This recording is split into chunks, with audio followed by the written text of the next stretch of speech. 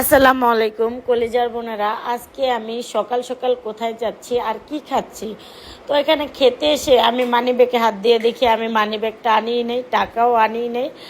তো আমি এখানে বাসার সামনে বসে বসে আমি পেয়ারাটা খেয়ে নিলাম বাসার নিচে। তো আমার কালাকে বললাম যে উপর থেকে নেমে আমাকে টাকা দিয়ে যেতে, টাকা ছাড়াই আমি বেরোয় গেছি। এত পেন দিছে, তাও কে পেনটা দিছে আপনাদেরকে ভিডিও পরে বলে দেব। তো আমি খাচ্ছি, খুবই মজা ছিল, পেয়ারাটা খুব সুন্দর করে খেয়ে নিচ্ছি।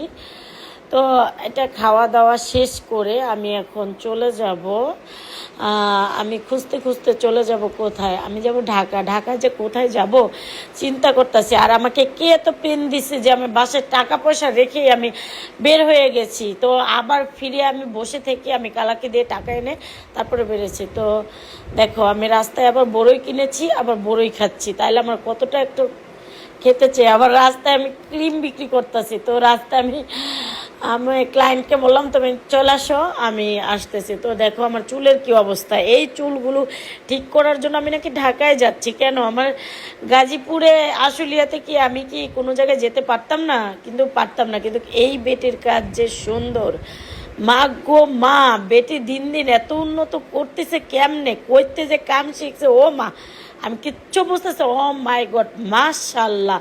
বেডির পার্লার খুঁজতে খুঁজতে শেষ, বেডির নাম্বারটাও নাই, কিন্তু বেডি আমার হোয়াটসঅ্যাপে ফোন দিছিল, জায়া পিটামু।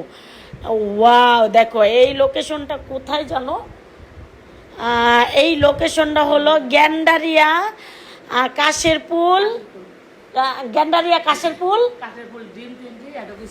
আচ্ছা, গ্যান্ডারিয়া কাটেরপুল ডিম 20 স্কুলের পাশে, সামনেই মৌ বিউটি পার্লার। তো মৌ বিউটি পার্লার, গ্যান্ডারিয়া কাশেরপুল, গ্রিন 20 ডিম 20, গ্যান্ডারিয়া কাশেরপুল গ্যান্ডারিয়া কাশেরপুল গ্রিম 20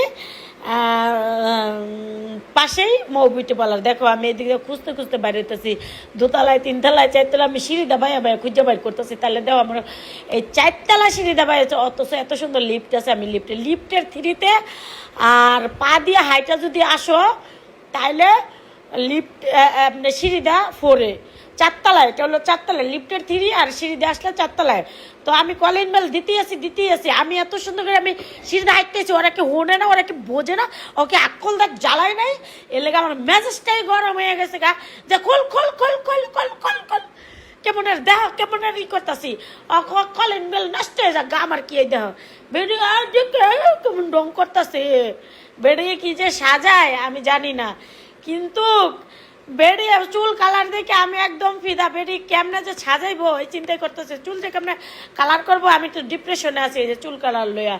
বেড়ি এই এক জায়গার থেকে আরেক জায়গায় পারলার, আরেক জায়গায় তাহলে আবার আমার গাল বলে শাকদা মুগদা খাওয়াই দিতেছে। আমি কি বেডিরে কইছি তুই আমার খাওয়াই দে? কয় না, তুমি তো ছোট বাচ্চা, তোমার বয়স তো মাত্র 14 বছর, তোমাকে খাওয়াই দেওয়া উচিত, ছোট বাচ্চাকে এনে কাজ করাচ্ছি, তোমাকে যদি আমি খাওয়াই না দিই কে খাওয়াই দেবে বলো? আমি তোমার বোন না, আমি তোমাকে খাইয়ে দিই ছোট বাবুটা।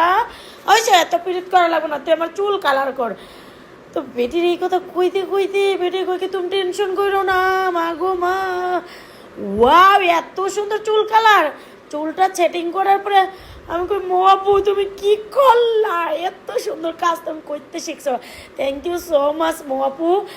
আর মেকআপ দেখা তো মুই একদম ফিদা হয়ে গেছি যে আমার কি দেখাইলো বেরিয়ে গো। আসলে মহাপুর এত উন্নত হয়েছে, আর ওনার এখানে এত স্টুডেন্ট ওনার এখানে কাজ শিখে।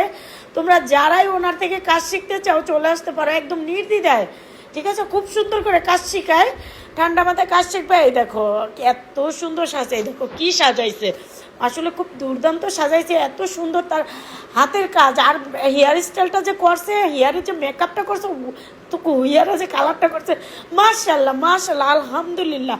আল্লাহ ভরসা ওনার কাছে আবারও আসবো ইনশাল্লাহ। আল্লাহ হাফেজ।